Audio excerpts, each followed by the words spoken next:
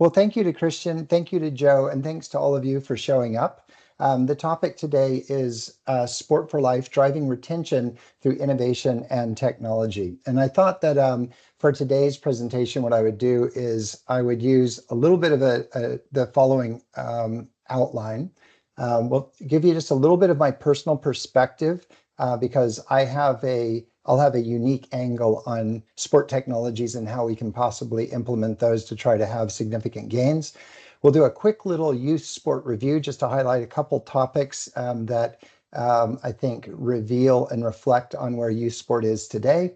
Talk a bit about innovation and kind of rethinking access to sport and how that might drive intake into youth sport. We'll then shift gears, talk about staying in the game or technology and science that might help drive retention in sport. A little bit of a comment on the future, and we can't go over a topic like this without saying something about AI and digital twins. A little bit of a cautionary note and a summary, and then we'll see if we have time for some questions at the end. So with that in mind, let me go ahead and move this and just make sure that I've got my mouse working. Yeah, so let me just give you my perspective very quickly. I was fortunate enough to spend a couple of years at the Olympic Training Center in the US, and that was kind of in between my master's degree and my PhD, and I was really interested in exercise physiology. So a physiologist by training. I then came over to Australia. I was back in '94 and worked with the Australian Institute of Sport for 21 years. So I have two boys that were born and raised in Australia. They're visiting the US. They still make fun of it a lot, and they've still retained a bit of their accent. During that time, from Atlanta in '96 all the way up to the Olympics in London, it was really hard to not be influenced by new and novel technologies. And usually the technologies would do one of two things. They would allow us to be more efficient. There was a job we were already doing, and all the technology did was it allowed us to do that same job more efficiently. And then there were times where the technology provided us with new insights. And I think the same will hold true for youth sport. As was mentioned, I was able to go back to the US for 4 years working with the Sixers. We built a new facility and embedded a lot of technology within that facility, some of it's still being used today.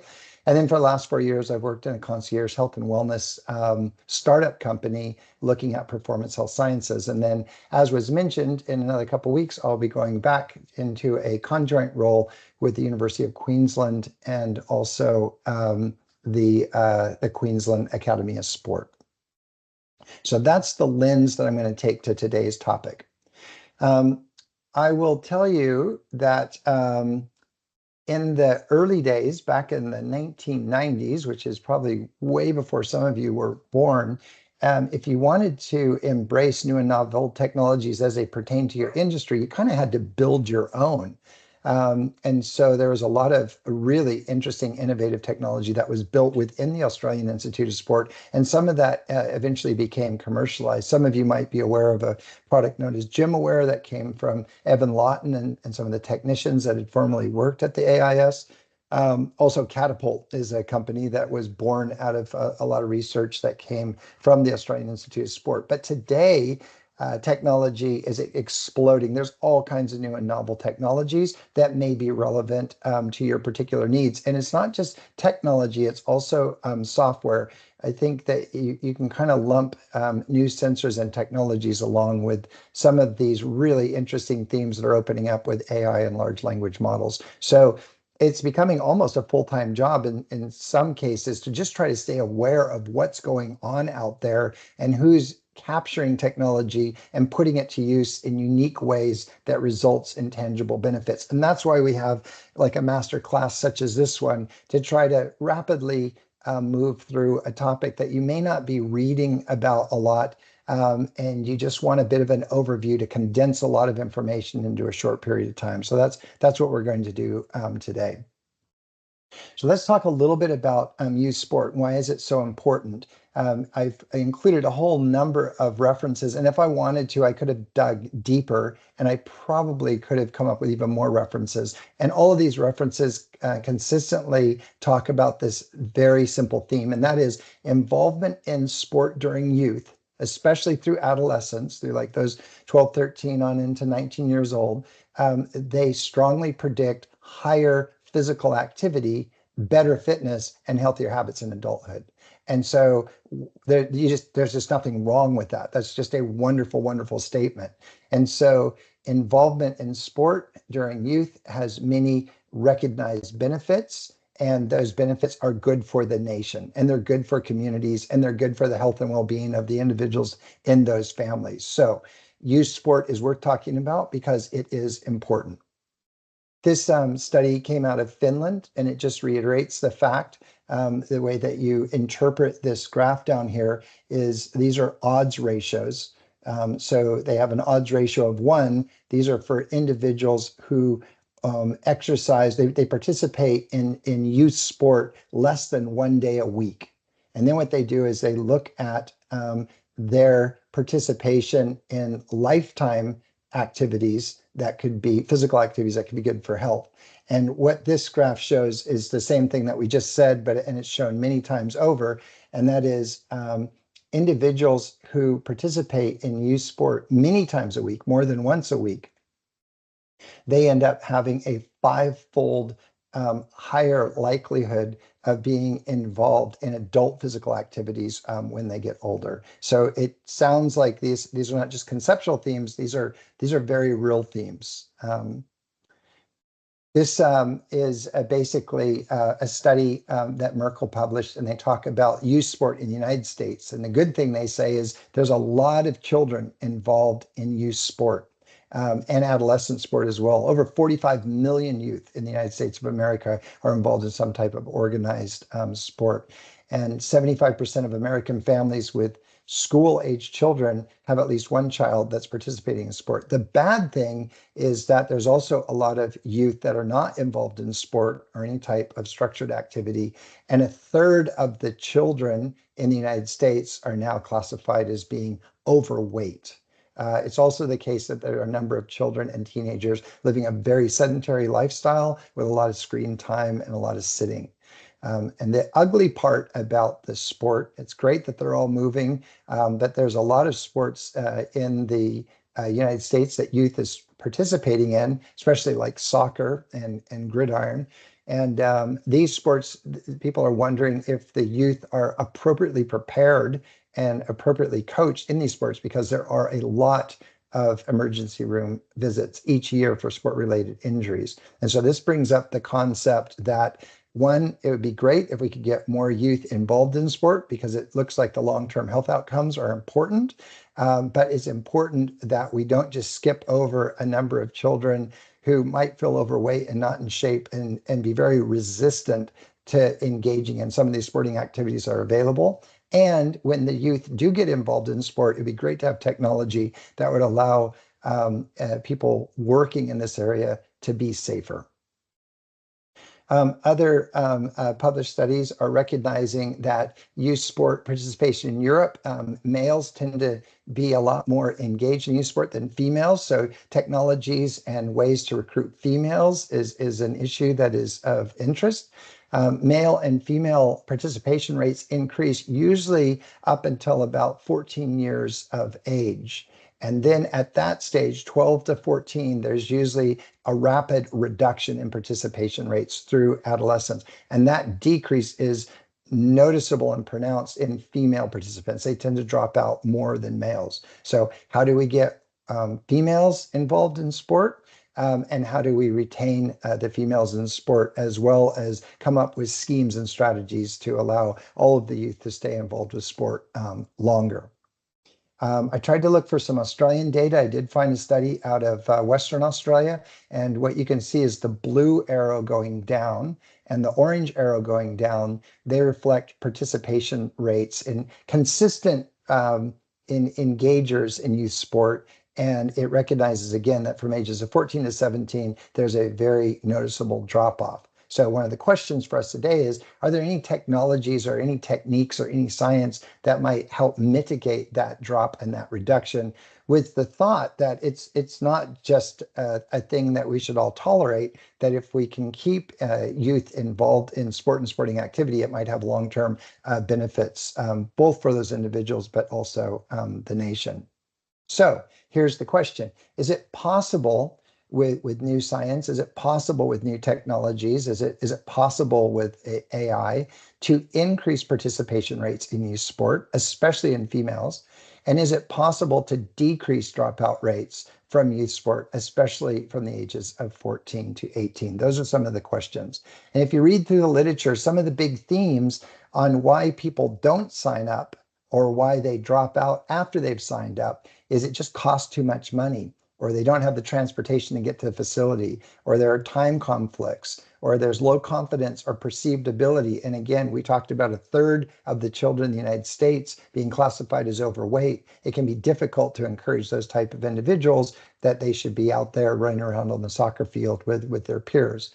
There might be a very poor social experience. People might make fun of them. They might have a negative past experience where they got hurt and they don't want to get hurt again. It may just be a low priority. They're interested in, school or music or other themes, and exercise is not, and sport is not a priority to them.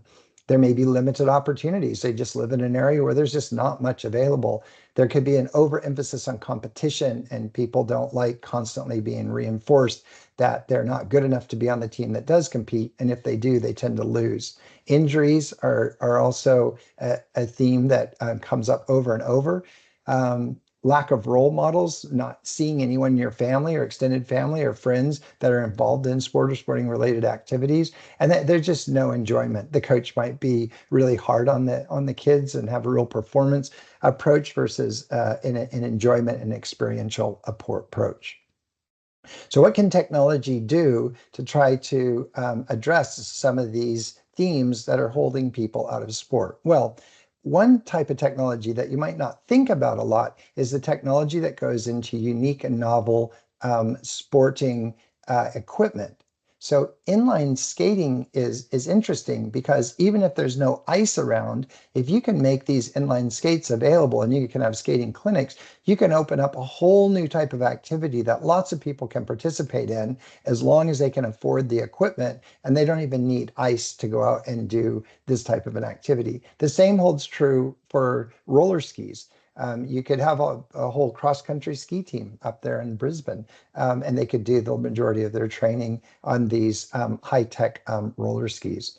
Another thing that's known to really decrease the barrier for entry is these artificial environments. So you can build a very big ice arena, and all of a sudden you can do all kinds of different ice skating events. And if you can decrease the cost and it's in an area that's quite popular, then a lot of kids can come in and play around with ice sports, the different types of ice sports, because it's just so close. These surf waves are making it way easier. There's no sharks in these parks, so it's relatively safe, and you can create beautiful waves over and over and over. And we're already seeing quite an explosion of these surf ranches and surf wave parks. And young kids can get in there with supervision and start to learn how to surf at a very, very high level very quickly. Rock climbing walls had a profound effect on youth participation in a sport that once was reserved for the real wilderness junkie. And these are some data that show, climbing gyms currently today, at least in North America, are recognized as a $3.3 billion market.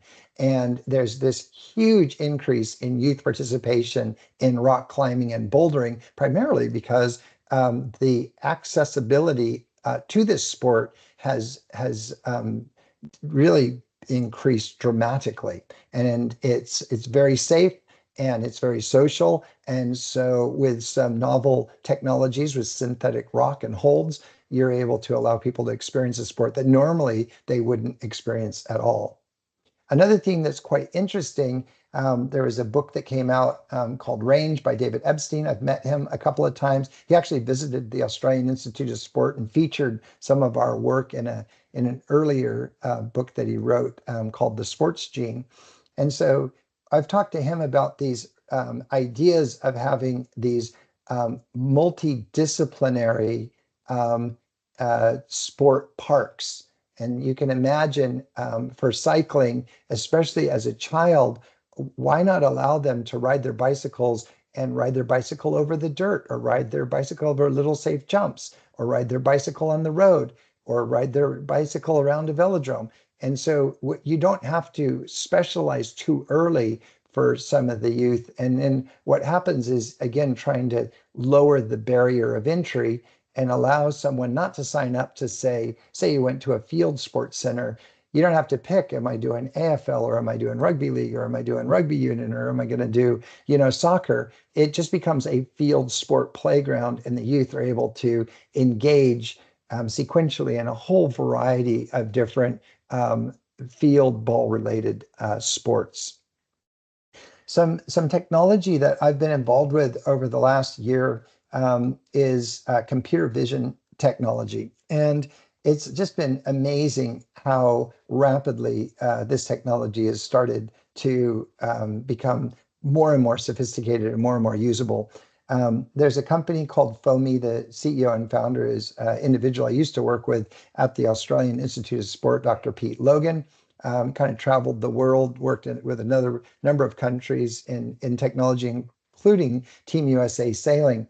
And then after COVID, he took one of these ideas that he'd been working with, and he built up a product where you can use your phone and you can capture essentially the biomechanics of movement just from your phone. Other people have done this as well, but the one thing that Pete's done that's really interesting is he was able, I helped chaperone a connection with the Queensland Academy of Sport. And as far as recognizing youth that might have extraordinary movement capabilities, he was able to design an app with this computer vision technology. And so youth could just have their mom or their dad film them. They would go through some different types of physical activities to show how adept they were at certain movement patterns. Those movement patterns could be recorded and scored in a very sophisticated way, and then loaded up into a database and put into a leaderboard. And so what happens is, people might look at this technology just for Olympic sport, but it also has the ability to just do triage on young people who want to know, I wonder what kind of sports in my community are available for me, and I wonder which ones I might be good at. So it could become a sport matching type of an app, as well as a talent identification app. And then instead of going out and to the schools or meeting your son's friend and encouraging him to do the sport that you guys like, you start to have these new and novel abilities to connect to kind of state-of-the-art technologies in social media. And so you can start to launch social media campaign, which the Queensland Academy of Sport has done. And then people can download the app and they can then submit their results. This saves the testing team from having to drive all around Queensland to try to meet athletes face to face. It does like an initial triage. And although they're just looking for talented potential Olympians right now, you can imagine how the next step could easily move towards letting individuals profile themselves and then start to connect to local community sport coaches or club leaders. And they say, look, I'm very tall, I can jump, I can throw a ball very far. No one in my family's ever played volleyball, but it matches me very well in volleyball. And I didn't even know there was a volleyball club in town. I should go say hi, and I could have a lot of fun. And even if I don't become an Olympian, this could be a sport for life for me, something that I really enjoy. And then if you can get, right now, Chris Hemsworth is not involved with this project, but if he was, he has 58 million followers. So you could start to use the new technologies with kind of techniques that social media campaigners are using, and try to tap into driving interest and excitement around the sporting clubs that you're trying to support. The company that I'm working for right now, Appear on Life, we do some profiling, kind of middle-aged individuals, 40, 50, 60s primarily. And we will do some profiling, kind of like what Foamy's doing with their movement analysis. And what we do is we look at what's called health span domains, and then we use these profiles to start to direct lifestyle modifications so people feed their needs. They do the kind of activities that are best for their health. And you could see a future with some of the movement profiling and some more elaborate questionnaires that you could start to take youth and say, not only would you be good at this sport, but these are great lifetime sports for you because they're going to help you. Some individuals have very low bone mineral density. Some have a hard time putting on muscle mass. Other people will wrestle with body composition issues for, a large part of their life. For some people, it's balance and movement quality. And certain sports help those, have the potential to help those specific types of deficits. So you could see some sport matching, not just on what you're good at, but the kind of sports that could stick with you and be useful for you for your entire life from a health and disease prevention perspective. And that may influence dropout rates because you're not just doing, this activity because you're good at it. You're also doing it because you have a family history of heart disease, and this is particularly good for keeping your heart healthy. Another type of technology that we're seeing is this type of combination of technology or video games moving into like a hybrid relationship with actual movement. So Swift is a really good example of this. You can see the cyclist up on his bicycle. That ergometer, he could be in his living room. It's connected to essentially like a video game, and he can pedal a virtual bike around different courses.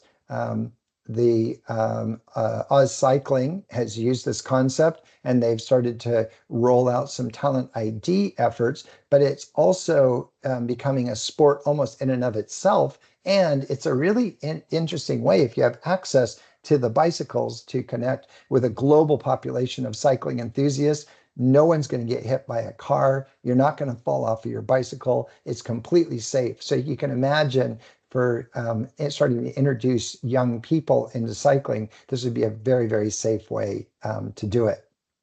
Okay, so those are some ideas on how technology might influence trying to attract people into the sport or the sporting club that you're working with. The thing I want to do now is talk just a little bit about retention. So let's say they're in, how do you keep them in?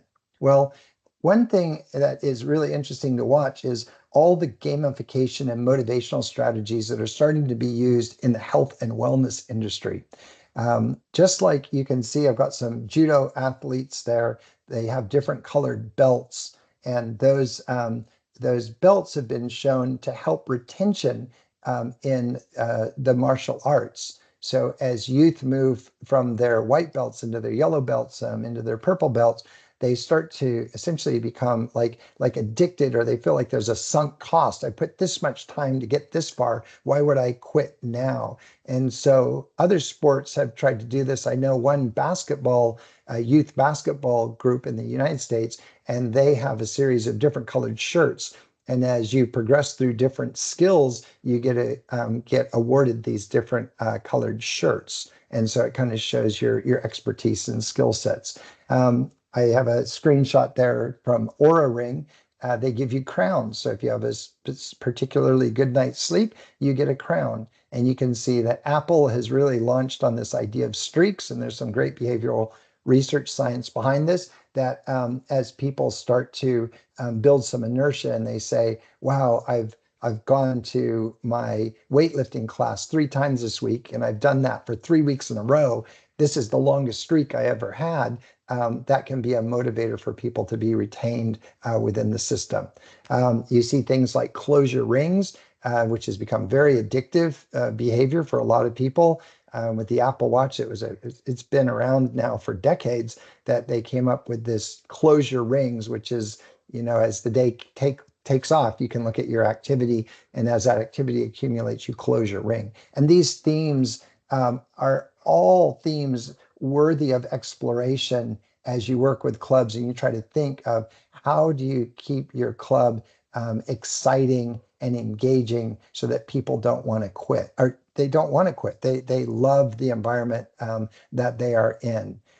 Some individuals are amazing leaders and their group never wants to leave them, but it's also fun to explore the different technologies and kind of behavioral science approaches that are being used to try to drive retention. Another area that I found super interesting is social contagions. Social behaviors can be contagious. There are this idea of kind of birds of a feather flock together. If you're around a lot of people and they like to have, you know, pizza certain nights a week, and they tend to always over order, and it's kind of like a bit of a gorge fest, and everyone around you's doing it. The pizza tastes good, and everybody else is doing it, so why not? And over time, what can happen is that can result in an unhealthy weight gain. And so there's this really interesting, line of research looking at these social contagions, which are defined as behaviors and attitudes and emotions that spread through social networks. They can play a significant role whether young people continue participating in sports or not. If you have like a bad culture, a bad vibe, or people don't like the coach and they don't like showing up and they think it's overly dictated what they can do and what they can't do, then individuals that are really turned off, their attitudes and behaviors can start to actually act like a contagion and start to influence others in that group as well. And you'll see entire peer groups drop out of a sport at the same time. So the understanding is the first thing. How you use it is the second thing. Is there a way to gauge where are all the different individuals with their attitudes and their beliefs and their connection to the sporting club that they're part of? And one thing that's really great for social contagions is to allow individuals to take on leadership roles. And leaders tend to exude, when given new opportunities to lead, a level of confidence and commitment that can influence individuals who are possibly on the fence and can be a little bit negative. Okay, now let's switch to artificial intelligence. This is a really fun area. So I'm in the Bay Area right now, so right in the heart of Silicon Valley, and we are surrounded by companies and groups that are consulting with and developing and growing different types of artificial intelligence and working with large language models. Artificial intelligence is transforming the field of sports science by providing unprecedented insights and tools that enhance training, performance, and health management. And one question that we all need to ask is, when it comes to youth sport, where is AI going to really take hold first, and where is AI going to be truly transformative? The message that I hear all the time is, people always go, is AI going to take my job? Is it going to take me as a coach or an administrator? Is it going to take my job? And I've heard over and over that AI is not going to really directly take anyone's job, but somebody who's a coach that knows how to use AI will outcompete a coach that doesn't know how to use AI. An administrator or a program leader that knows how to use AI will outcompete an individual that's not using AI when used most effectively. So let me start with one of the areas I think is super interesting and could have profound effects leading into the future. So this is one of many companies. This one's called Querlo. I have no financial affiliation with this company at all, but I have done a couple projects with Francesco, who is the CEO and leader of Querlo, and he's got a bunch of really interesting, sophisticated models. They're very, very flexible, and he works on building up digital twins. And you might say, well, why would I want a digital twin? I've heard of this before, but why do I need a digital twin? And the idea behind the digital twin is that they can take over a lot of the mundane tasks that may need to be done, especially with correspondence. If you're running a big club and you've got like over 70, 80 people in it, a very charismatic leader only has limited time. But if they build up a digital twin, they can handle and do triage on a lot of the conversations and questions certain people have. And they can even get the timing set up so the digital twin can reach out, not as an imposter. It would say, like, I'm Bob's digital twin. I haven't heard from you over the last couple of days.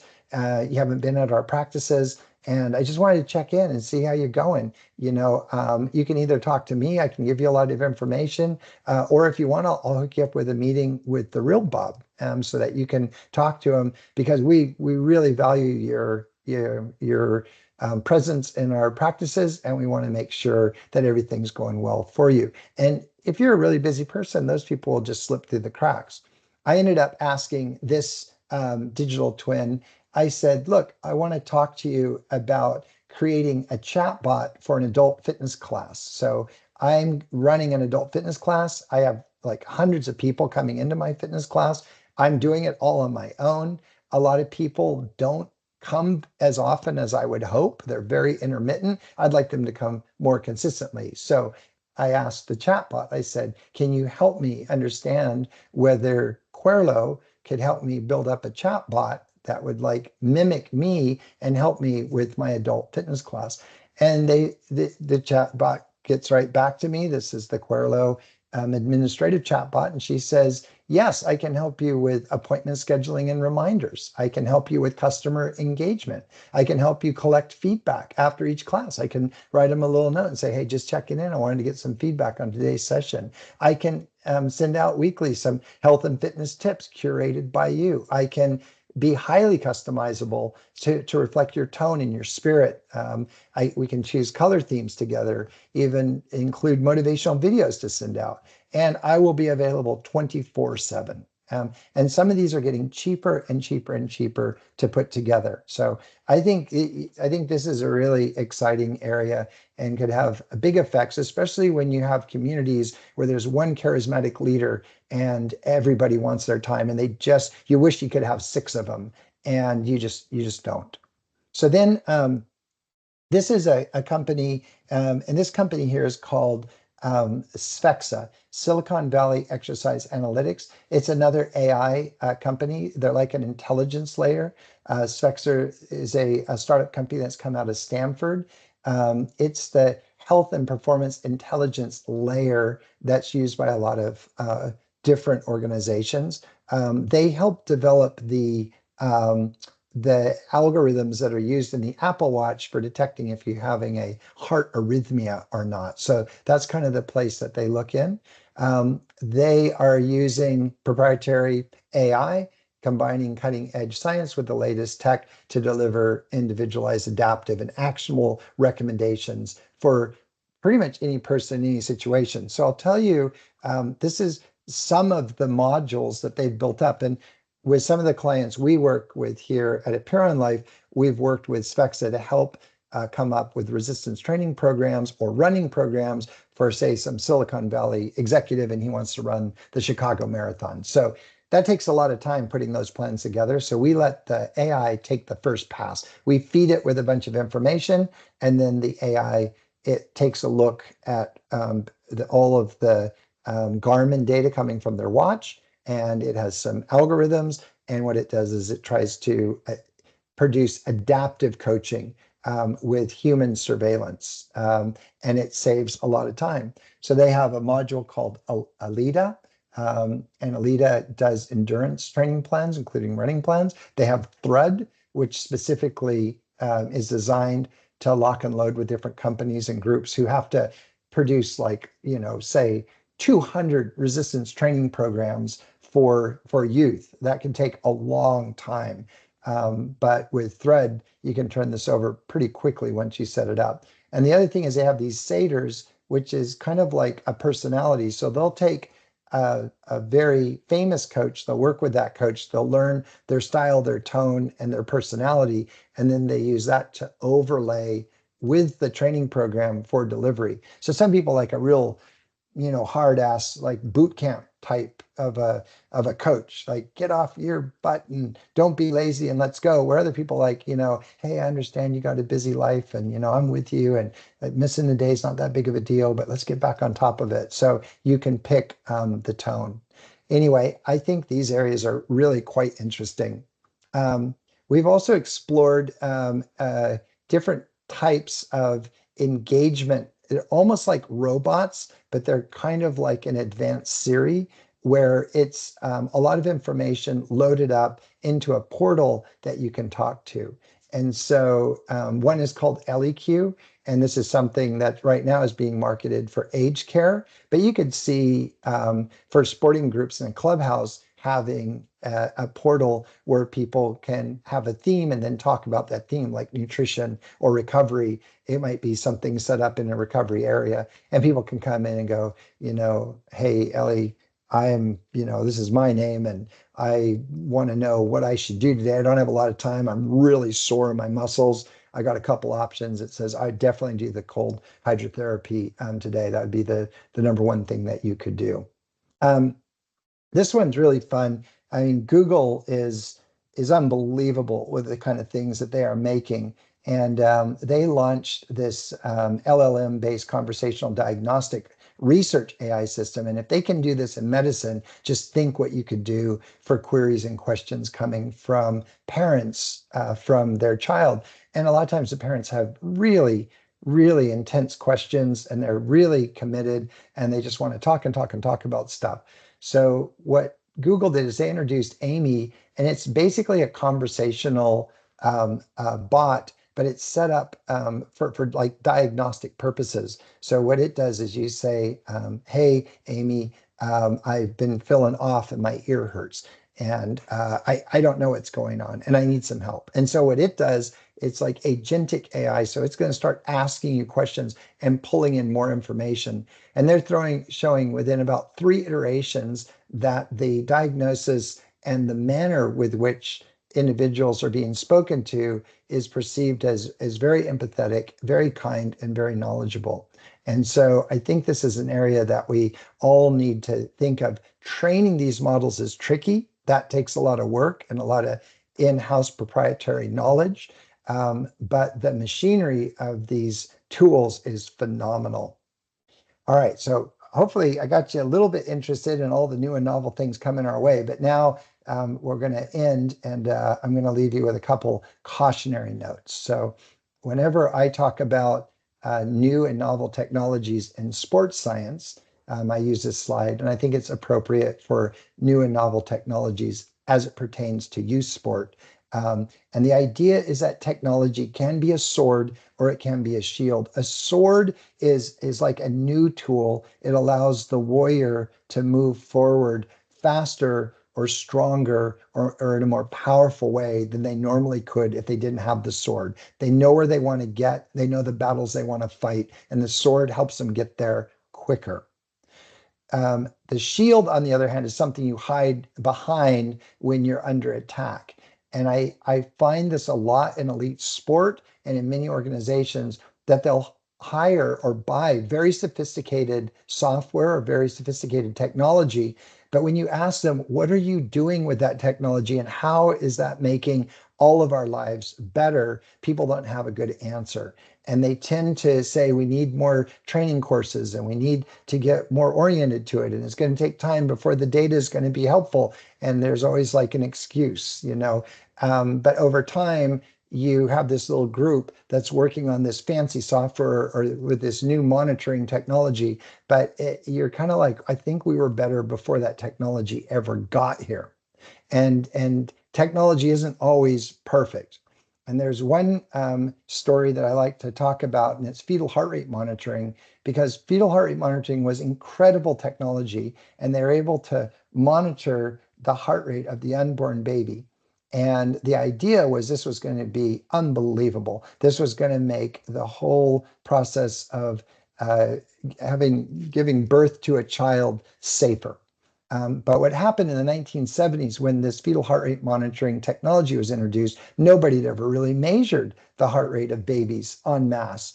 And not, people, midwives and doctors, they didn't totally know what to do with the data. And the people that really understand how to support a woman when she's about to have a baby are the midwives. But this new technology displaced them. And they talk about this being over medicalized with the natural childbirthing process. And so the people that really connected with the women, they were excluded or pushed back. And all these kind of tech type people came in to monitor the whole process of labor and giving birth to a child.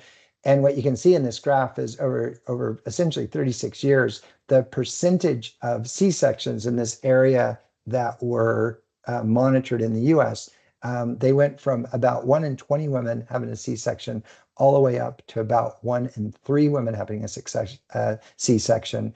And there are some commentary that this technology has taken more than 40 years for the entire industry to recover from. So just be very careful. It's great to be exploratory. It's great to have fun. Youth sport isn't like taking care of a woman having a baby, but you got to always be careful that you don't take, a big step backwards. It's risky business.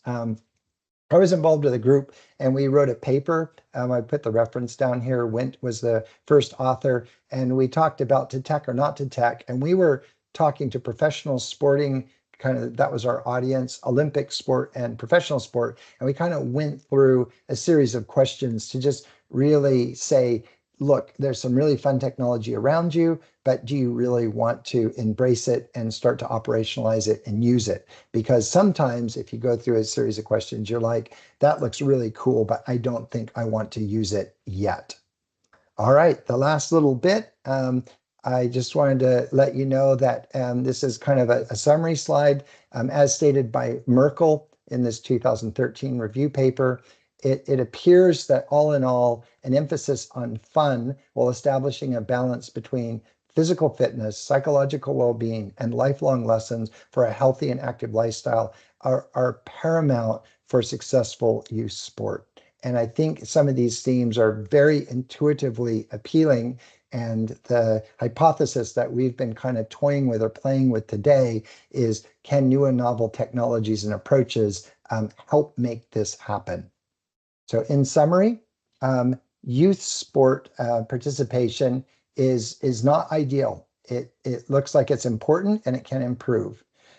Technology can be a tool for recruitment, and we covered a couple different ways that might happen. That could be sporting technology as well as venues that allow easier access for people to be part of a sport.